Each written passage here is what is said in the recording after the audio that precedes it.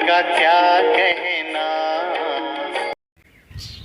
ओम शांति। 12 जून 25 मधुर महावाक्य।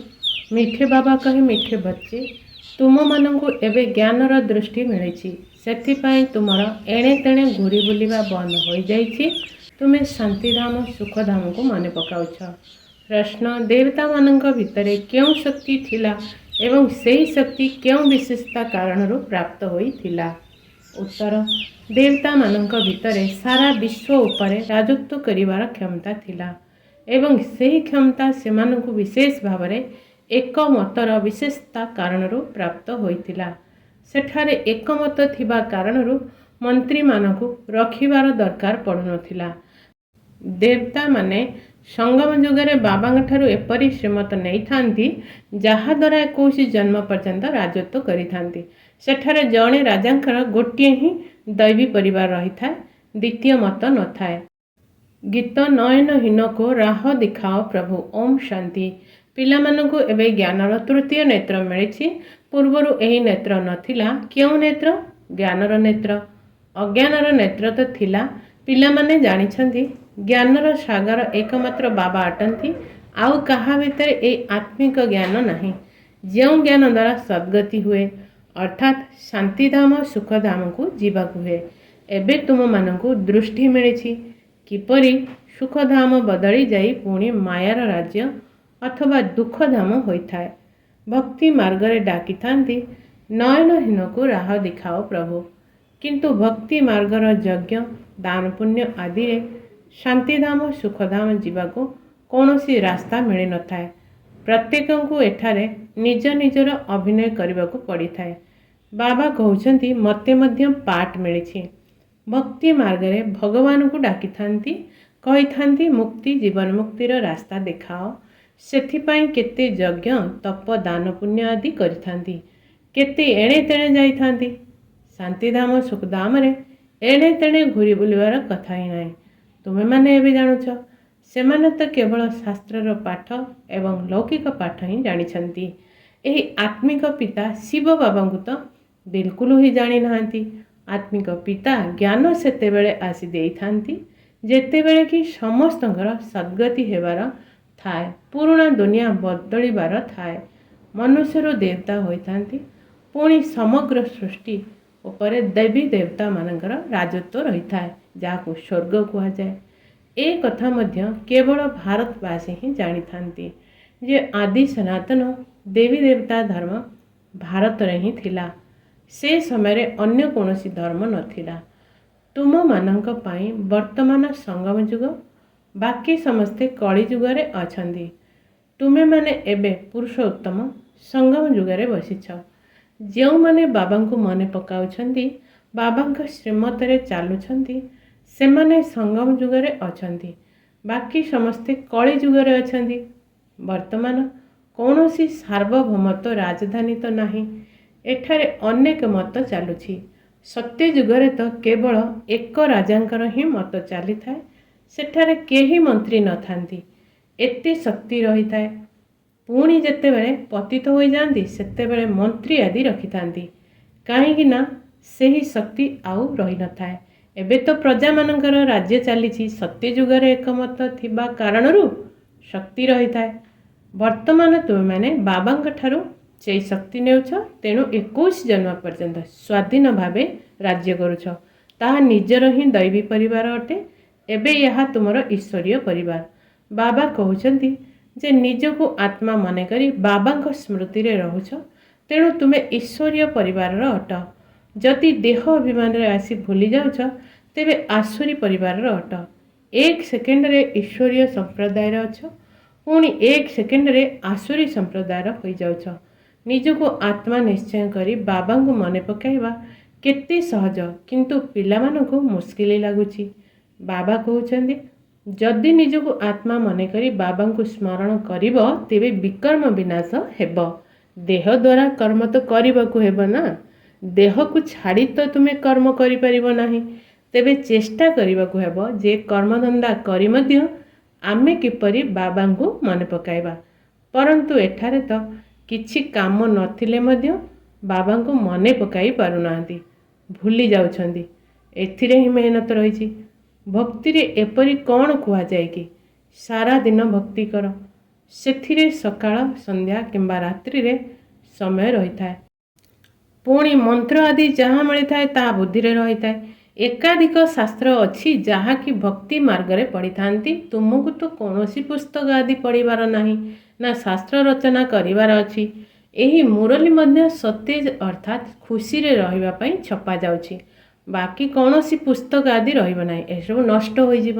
ଜ୍ଞାନ ତ କେବଳ ଏକମାତ୍ର ବାବାଙ୍କ ପାଖରେ ଅଛି। ଏବେ ଦେଖନ୍ତୁ, ଜ୍ଞାନ ବିଜ୍ଞାନ ଭବନ ନାମ ରଖାଯାଇଛି, ଯେପରି ସେଠାରେ ଜ୍ଞାନ ଏବଂ ଯୋଗ ଶିଖାଯାଉଛି। ବିନା ଅର୍ଥରେ ଏଭଳି ନାମ ରଖିଦେଉଛନ୍ତି, କିଛି ବି ଜଣା ନାହିଁ ସେ ଜ୍ଞାନ କ'ଣ ବିଜ୍ଞାନ କ'ଣ। ବର୍ତ୍ତମାନ ତୁମେମାନେ ଜ୍ଞାନ ଏବଂ ବିଜ୍ଞାନକୁ ଜାଣୁଛ। ଯୋଗ ଦ୍ୱାରା ଉତ୍ତମ ସ୍ୱାସ୍ଥ୍ୟ ପ୍ରାପ୍ତ ହୋଇଥାଏ, ଯାହାକୁ ବିଜ୍ଞାନ କୁହାଯାଉଛି। ଏବଂ ଏହା ହେଲା ଜ୍ଞାନ ଯେଉଁଥିରେ ବିଶ୍ୱର ଇତିହାସ ଭୂଗୋଳ ବିଷୟରେ ବୁଝାଯାଉଛି। ବିଶ୍ୱର ଇତିହାସ ଭୂଗୋଳ କିପରି ପୁନରାବୃତ୍ତି ହୋଇଥାଏ ତାହା ମଧ୍ୟ ଜାଣିବାକୁ ହେବ। ସେ ପାଠପଢ଼ା ହଦର ଅଟେ। ଏଠାରେ ତ ତୁମମାନଙ୍କ ବୁଦ୍ଧିରେ ବେହେଦର ଇତିହାସ ଭୂଗୋଳ ରହିଛି। ଆମେ କିପରି ରାଜ୍ୟ ନେଉଛୁ, କେତେ ସମୟ ଏବଂ କେବେ ରାଜ୍ୟ କରିଥିଲେ, କିପରି ରାଜଧାନୀ ମିଳିଥିଲା, ଏହି କଥା ଆଉ କାହାର ବୁଦ୍ଧିରେ ଆସିନଥାଏ। ବାବା ହିଁ ଜ୍ଞାନର ଭଣ୍ଡାର ଅଟନ୍ତି। ଏହି ସୃଷ୍ଟିଚକ୍ର କିପରି ଘୁରୁଛି ବାବା ହିଁ ବୁଝାଉଛନ୍ତି। ପୂର୍ବ ପ୍ରସ୍ତୁତି ଡ୍ରାମାକୁ ନ ଜାଣିବା କାରଣରୁ ମନୁଷ୍ୟ କହିଦେଇଥାନ୍ତି ଅମୁକ ନିର୍ବାଣ ପ୍ରାପ୍ତ କଲା କିମ୍ବା ଜ୍ୟୋତିରେ ମିଶିଗଲା। ତୁମେମାନେ ଜାଣିଛ ଯେ ସମସ୍ତ ମନୁଷ୍ୟ ମାତ୍ର ଏହି ସୃଷ୍ଟିଚକ୍ରରେ ଆସିଥାନ୍ତି। ଏଥିରୁ କେହି ଜଣେ ମଧ୍ୟ ବାଦ୍ ଯାଇପାରିବେ ନାହିଁ। ବାବା ବୁଝାଉଛନ୍ତି ଯେ ମନୁଷ୍ୟର ଆତ୍ମା ଗୋଟିଏ ଶରୀର ଛାଡ଼ି ଅନ୍ୟ ଏକ ଶରୀର ନେଇଥାଏ। ଏହା କେତେ ବଡ଼ ଡ୍ରାମା। ସମସ୍ତଙ୍କ ଭିତରେ ଆତ୍ମା ଅଛି ଏବଂ ସେହି ଆତ୍ମା ଭିତରେ ଅବିନାଶୀ ପାର୍ଟ ଭରି ହୋଇ ରହିଛି। ଏହାକୁ କୁହାଯାଉଛି ପୂର୍ବ ପ୍ରସ୍ତୁତି। ଯଦି ଡ୍ରାମା କହୁଛ ତେବେ ନିଶ୍ଚିନ୍ତ ତାର ସମୟର ଅବଧି ମଧ୍ୟ ଥିବା ଦରକାର। ବାବା ବୁଝାଉଛନ୍ତି ଯେ ଏହି ଡ୍ରାମା 5000 ବର୍ଷର ଭକ୍ତି ମାର୍ଗର ଶାସ୍ତ୍ରରେ ଲେଖି ଦିଆଯାଇଛି ଯେ ଏହି ଡ୍ରାମା ଲକ୍ଷ ଲକ୍ଷ ବର୍ଷର ଅଟେ। ଏହି ସମୟରେ ହିଁ ବାବା ଆସି ସହଜ ରାଜଯୋଗ ଶିଖାଇଥିଲେ। ଏହି ସମୟରେ ହିଁ ଗାୟନ ରହିଛି ଯେ କୌରବମାନେ ଘୋର ଅନ୍ଧକାରରେ ଥିଲେ ଏବଂ ପାଣ୍ଡବମାନେ ଆଲୋକରେ ଥିଲେ। ସେମାନେ ଭାବୁଛନ୍ତି ଯେ କଳିଯୁଗ ତ ଆହୁରି 40,000 ବର୍ଷ ଚାଲିବ। ଏକଥା ଜାଣିପାରୁନାହାନ୍ତି ଯେ ଏବେ ଭଗବାନ ଆସିଛନ୍ତି ଏହି ପୁରୁଣା ଦୁନିଆର ମୃତ୍ୟୁ ସମ୍ମୁଖରେ ଉପସ୍ଥିତ। ଦୁନିଆରେ ସମସ୍ତେ ଅଜ୍ଞାନ ନିଦରେ ଶୋଇପଡ଼ିଛନ୍ତି। ଯେତେବେଳେ ଲଢ଼େଇ ଦେଖିଥାନ୍ତି ତ କହିଥାନ୍ତି ଏହା ତ ସେହି ମହାଭାରତ ଲଢ଼େଇର ଚିହ୍ନ। ଏହିଭଳି ରିହର୍ସାଲ ତ ହୋଇ ଚାଲିବ, ପୁଣି ଚାଲୁ ଚାଲୁ ବନ୍ଦ ହୋଇଯିବ। ତୁମେମାନେ ଜାଣୁଛ ଯେ ବର୍ତ୍ତମାନ କ'ଣ ଆମର ସମ୍ପୂର୍ଣ୍ଣ ସ୍ଥାପନା ହୋଇଗଲାଣି। ଗୀତାରେ କ'ଣ ଲେଖା ଅଛି ଯେ ବାବା ସହଜ ରାଜଯୋଗ ଶିଖାଇ ଏହିଠାରେ ହିଁ ରାଜଧାନୀ ସ୍ଥାପନା କରିଛନ୍ତି। ଗୀତାରେ ତ ପ୍ରଳୟ ଦେଖାଯାଇଛି ଯେ ଆଉ ସବୁ ମରିଗଲେ, ବାକି 5 ପାଣ୍ଡବ ରହିଲେ। ସେମାନେ ମଧ୍ୟ ପାହାଡ଼ ଉପରୁ ଖସି ପଡ଼ି ମରିଗଲେ। ରାଜଯୋଗ ଦ୍ୱାରା କ'ଣ ହେଲା କିଛି ବି ଜଣା ନାହିଁ।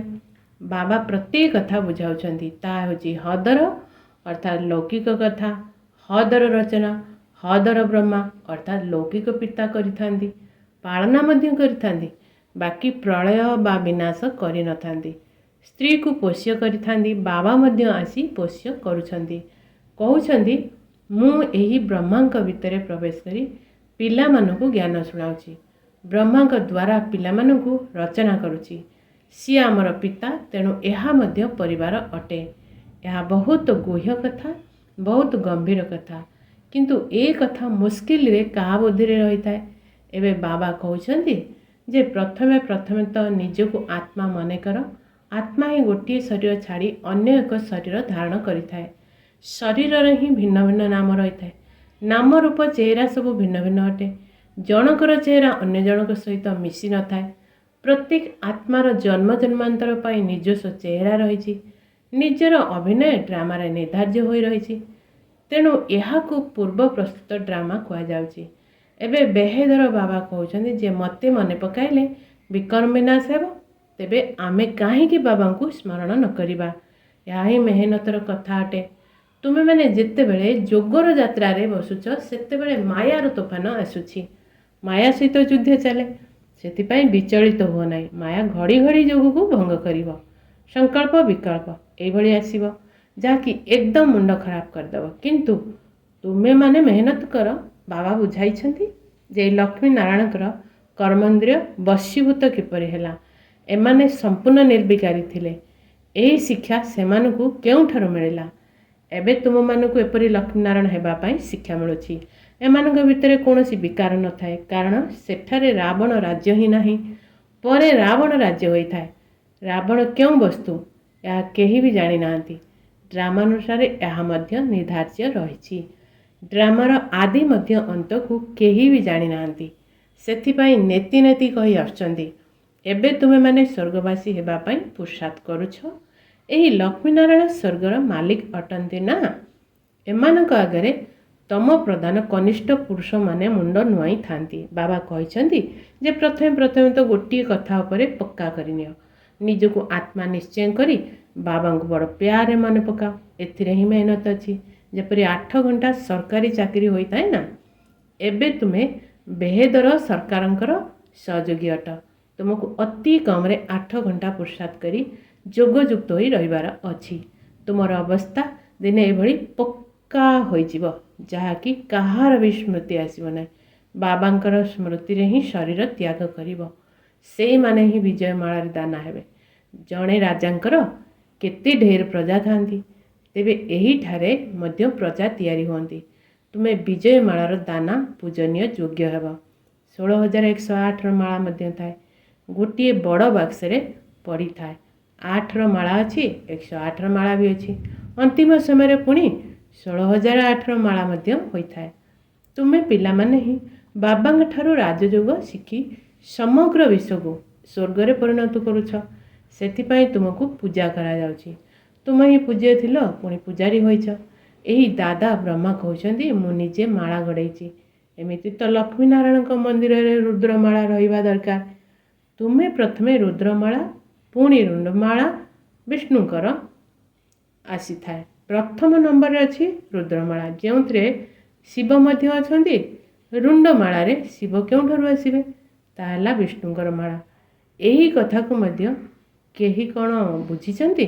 ଏବେ ତୁମେମାନେ କହୁଛ ଯେ ଆମେ ଯାଇ ଶିବ ବାବାଙ୍କର ଗଳାର ହାର ହେଉଛୁ। ବ୍ରହ୍ମାଙ୍କର ମାଳା ତିଆରି ହୋଇପାରିବ ନାହିଁ। ବ୍ରାହ୍ମଣଙ୍କର ମାଳା ନଥାଏ। ତୁମେମାନେ ଯେତେ ଯୋଗଯୁକ୍ତ ହୋଇ ରହିବ, ସେଠାରେ ମଧ୍ୟ ନିକଟରେ ଆସି ରାଜ୍ୟ କରିବ। ଏହି ପାଠପଢ଼ା ଆଉ କୌଣସି ଜାଗାରେ ମିଳିପାରିବ ନାହିଁ। ତୁମେ ଜାଣୁଛ ଯେ ଏବେ ଆମେ ଏହି ପୁରୁଣା ଶରୀରକୁ ଛାଡ଼ି ସ୍ୱର୍ଗବାସୀ ହେବୁ। ସମଗ୍ର ଭାରତବର୍ଷ ସ୍ୱର୍ଗବାସୀ ହେବ। ବିଶେଷ କରି ଭାରତ ହିଁ ସ୍ୱର୍ଗ ଥିଲା। ଏହା 5,000 ବର୍ଷର କଥା, ଲକ୍ଷେ ବର୍ଷର କଥା ହୋଇପାରିବ ନାହିଁ। ଦେବତାମାନଙ୍କୁ ହିଁ 5,000 ବର୍ଷ ହେଲା ସ୍ୱର୍ଗକୁ ମନୁଷ୍ୟ ଭୁଲି ଯାଇଛନ୍ତି। ତେଣୁ ଏପରି କହିଦେଉଛନ୍ତି। ବାକି ଏଭଳି କିଛି ନୁହେଁ। ଏତେ ପୁରୁଣା ସମ୍ବତ ଆଦି କ'ଣ ଅଛି? ସୂର୍ଯ୍ୟବଂଶୀ, ଚନ୍ଦ୍ରବଂଶୀ ଥାଆନ୍ତି। ପରେ ପୁଣି ଅନ୍ୟ ଧର୍ମାବଲମ୍ବୀମାନେ ଆସିଥାନ୍ତି। ପୁରୁଣା ଜିନିଷ କ'ଣ କାମରେ ଆସିବ? କେତେ କିଣୁଛନ୍ତି? ପୁରୁଣା ଜିନିଷର ବହୁତ ମୂଲ୍ୟ କରୁଛନ୍ତି। ତେବେ ସବୁଠାରୁ ମୂଲ୍ୟବାନ ତ ଶିବ ବାବା ଅଟନ୍ତି। କେତେ ଶିବଲିଙ୍ଗ ତିଆରି କରୁଛନ୍ତି। ଆତ୍ମା ଅତି ଛୋଟ ବିନ୍ଦୁ। ଏକଥା କାହାରି ବୁଦ୍ଧିରେ ଆସୁନାହିଁ। ଆତ୍ମାର ରୂପ ଅତି ସୂକ୍ଷ୍ମ। ବାବା ହିଁ ବୁଝାଇଛନ୍ତି। ଏତେ ଛୋଟ ବିନ୍ଦୁରେ କେତେ ପାଠ ନିର୍ଦ୍ଧାର୍ଯ୍ୟ ହୋଇ ରହିଛି। ଏହି ଡ୍ରାମାର ପୁନରାବୃତ୍ତି ହୋଇ ଚାଲିଛି। ଏହି ଜ୍ଞାନ ତୁମ ବୁଦ୍ଧିରେ ସେଠାରେ ରହିବ ନାହିଁ। ଏହା ତ ପ୍ରାୟ ଲୋପ ହୋଇଯିବ। ତେବେ ପୁଣି କେହି ସହଜ ରାଜଯୋଗ ଶିଖାଇବେ କିପରି? ଏହିସବୁ ଭକ୍ତି ମାର୍ଗ ପାଇଁ ତିଆରି କରିଛନ୍ତି। ଏବେ ପିଲାମାନେ ଜାଣୁଛନ୍ତି ଯେ ବାବାଙ୍କ ଦ୍ୱାରା ବ୍ରାହ୍ମଣ, ଦେବତା, କ୍ଷତ୍ରିୟ ତିନି ଧର୍ମର ସ୍ଥାପନ ଭବିଷ୍ୟତ ନୂଆ ଦୁନିଆ ପାଇଁ ହେଉଛି। ଏହି ପାଠପଢ଼ା ଯାହାକି ତୁମେମାନେ ପଢ଼ୁଛ ତାହା ଏହି ଜନ୍ମ ପାଇଁ ଅଟେ। ଏଠାରେ ପ୍ରାରବ୍ଧ ତୁମକୁ ନୂଆ ଦୁନିଆରେ ମିଳିବ। ଏହି ପାଠପଢ଼ା କେବଳ ସଙ୍ଗମ ଯୁଗରେ ହିଁ ହୋଇଥାଏ। ଏହା ପୁରୁଷୋତ୍ତମ ସଙ୍ଗମ ଯୁଗ ଅଟେ। ମନୁଷ୍ୟରୁ ଦେବତା ତ ନିଶ୍ଚୟ ସଙ୍ଗମ ଯୁଗରେ ହିଁ ହୋଇଥିବେ। ବାବା ପିଲାମାନଙ୍କୁ ସବୁ ରହସ୍ୟ ବୁଝାଉଛନ୍ତି। ଏ କଥା ମଧ୍ୟ ବାବା ଜାଣିଛନ୍ତି ଯେ ତୁମେ ସାରା ଦିନ ବାବାଙ୍କ ସ୍ମୃତିରେ ରହିପାରିବ ନାହିଁ। ଏହା ଅସମ୍ଭବ। ତେଣୁ ଚାର୍ଟ ରଖ, ଦେଖ ମୁଁ କେତେ ଯୋଗଯୁକ୍ତ ହୋଇ ରହିପାରୁଛି। ଯଦି ଦେହର ଅଭିମାନ ଥିବ ତେବେ ବାବାଙ୍କ ସ୍ମୃତି କିପରି ରହିପାରିବ? ପାପର ବୋଝ ମୁଣ୍ଡ ଉପରେ ବହୁତ ରହିଛି। ସେଥିପାଇଁ ବାବା କହୁଛନ୍ତି ଯୋଗଯୁକ୍ତ ହୋଇ ରୁହ। ତ୍ରିମୂର୍ତ୍ତିର ଚିତ୍ର ପକେଟରେ ରଖିଥାଅ। ପରନ୍ତୁ ତୁମେ ଘଡ଼ି ଘଡ଼ି ଭୁଲି ଯାଉଛ। ଅଲଫ ଅର୍ଥାତ୍ ଶିବ ବାବାଙ୍କୁ ମନେ ପକାଇଲେ ବେ ଅର୍ଥାତ୍ ସମ୍ପତ୍ତି ଆଦି ସବୁ ମନେ ପଡ଼ିଥାଏ। ବ୍ୟାଜ୍ ତ ସବୁବେଳେ ପିନ୍ଧିବା ଉଚିତ। ବହି ମଧ୍ୟ ସାଥିରେ ରଖ। ଯଦି କୌଣସି ଭଲ ମନୁଷ୍ୟ ଚୁଟି କଲେ ତେବେ ତାକୁ ଦିଅ। ଭଲ ଲୋକ କେବେ ମାଗଣାରେ ନେବେ ନାହିଁ। ଯଦି କହିବେ ଏହାର ଦାମ କେତେ ଅଛି, କୁହ ଏହା ଗରିବକୁ ତ ମାଗଣାରେ ଦିଆଯାଉଛି, ବାକି ଯିଏ ଯେତେ ଦେବ। ତୁମ ଭିତରେ ରାଜକୀୟ ଢଙ୍ଗ ରହିବା ଦରକାର। ତୁମର ପରମ୍ପରା ଦୁନିଆ ଠାରୁ ବିଲକୁଲ ଅଲଗା ହେବା ଦରକାର। ଭଲ ଲୋକ ଆପେ ହିଁ କିଛି ନା କିଛି ଦେଇଦେବେ। ଏହା ତ କଲ୍ୟାଣ ପାଇଁ ଆମେ ସମସ୍ତଙ୍କୁ ଦେଇଥାଉ। କେହି ତ ପଡ଼ିଶାରେ ମଧ୍ୟ ତୁମ ପାଖକୁ ପଇସା ପଠାଇଦେବେ। ଖର୍ଚ୍ଚ ତ ତୁମେ କରୁଛ ନା। କୁହ ଆମେ ନିଜର ଶରୀର, ମନ, ଧନ ଭାରତର ସେବାରେ ଖର୍ଚ୍ଚ କରୁଛୁ। ଆଚ୍ଛା, ମିଠେ ମିଠେ ଶିକିଲ ଦେଇ ସନ୍ତାନମାନଙ୍କ ପ୍ରତି ମାତା ପିତା ବାପଦାଦାଙ୍କର ମଧୁର ସ୍ନେହ ସମ୍ପନ୍ନ ଶୁଭେଚ୍ଛା ଏବଂ ସୁପ୍ରଭାତ। ଆତ୍ମିକ ପିତାଙ୍କର ଆତ୍ମିକ ସନ୍ତାନମାନଙ୍କୁ ନମସ୍ତେ। ଆତ୍ମିକ ସନ୍ତାନମାନଙ୍କର ଆତ୍ମିକ ମାତା ପିତାଙ୍କୁ ନମସ୍ତେ ନମସ୍ତେ ନମସ୍ତେ। ଧାରଣା ପାଇଁ ମୁଖ୍ୟ ସାର 1. ଏହି ବେହେଦର ସରକାରଙ୍କୁ ସାହାଯ୍ୟ କରିବା ପାଇଁ ଅତି କମରେ 8 ଘଣ୍ଟା ଯୋଗଯୁକ୍ତ ସ୍ଥିତିରେ ରହିବାର ପୁରୁଷାର୍ଥ କରିବାକୁ ହେବ। ଯୋଗ କରିବା ସମୟରେ ମାୟା ଯେଉଁ ବିଘ୍ନ ପକାଉଛି ସେଥିରେ ବିଚଳିତ ହେବାର ନାହିଁ। 2. ଏହି ପୁରୁଷୋତ୍ତମ ସଙ୍ଗମ ଯୁଗରେ ଈଶ୍ୱରୀୟ ସମ୍ପ୍ରଦାୟର ସଦସ୍ୟ ହୋଇ ଈଶ୍ୱରୀୟ ମତରେ ଚାଲିବାକୁ ହେବ। କର୍ମ କରିବା ସମୟରେ ମଧ୍ୟ ଏକମାତ୍ର ବାବାଙ୍କର ସ୍ମୃତିରେ ରହିବାର ଅଭ୍ୟାସ କରିବାକୁ ହେବ। ବରଦାନ ଅନ୍ତର୍ମୁକ୍ତା ରୂପୀ ଗୁମ୍ଫାରେ ରହୁଥିବା ଦେହଠାରୁ ଅଲଗା ଦେହୀ ହୁଅ। ଭକ୍ତି ମାର୍ଗରେ ପାଣ୍ଡବମାନଙ୍କର ଯେଉଁ ଗୁମ୍ଫା ଦେଖାଇଛନ୍ତି ତାହା ତୁମମାନଙ୍କର ବର୍ତ୍ତମାନର ଅନ୍ତର୍ମୁଖୀ ସ୍ଥିତି ରୂପୀ ଗୁମ୍ଫାର ସ୍ମାରକୀ। ତୁମେମାନେ ଯେତେ ଯେତେ ଦେହଠାରୁ ଅଲଗା ହୋଇ ଦେହୀ ସ୍ୱରୂପରେ ସ୍ଥିତି ହେବାର ଗୁମ୍ଫାରେ ରହୁଛ, ସେହି ଅନୁସାରେ ଦୁନିଆର ବାତାବରଣ ଠାରୁ ମଧ୍ୟ ଊର୍ଦ୍ଧ୍ୱରେ ରହୁଛ। ବାତାବରଣ ପ୍ରଭାବରେ ଆସୁନ। ଯେପରି ଗୁମ୍ଫା ଭିତରେ ରହିବା ଦ୍ୱାରା ବାହାରର ବାତାବରଣ ଠାରୁ ସୁରକ୍ଷିତ ରହିଥାନ୍ତି, ସେହିପରି ଏହି ଅନ୍ତର୍ମୁକ୍ତା ରୂପୀ ଗୁମ୍ଫା ମଧ୍ୟ ସମସ୍ତଙ୍କ ଠାରୁ ନିଆରା କରି ବାବାଙ୍କର ପ୍ୟାରା ଅର୍ଥାତ୍ ପ୍ରିୟ କରିଦେଇଥାଏ ଏବଂ ଯିଏ ବାବାଙ୍କର ପ୍ରିୟ ଅଟେ ସେ ଆପେ ଆପେ ସମସ୍ତଙ୍କ ଠାରୁ ନିଆରା ହୋଇଯାଏ। ସ୍ଲୋଗାନ ସାଧନ ରୂପୀ ବିସ୍ତାରର ବୀଜ ସାଧନା ଅଟେ। ତେଣୁ ବିସ୍ତାର ଭିତରେ ସାଧନାକୁ ଲୁଚାଇ ଦିଅ ନାହିଁ। ଓମ୍ ଶାନ୍ତି। है हमने प्यार वो पाया जो दुनिया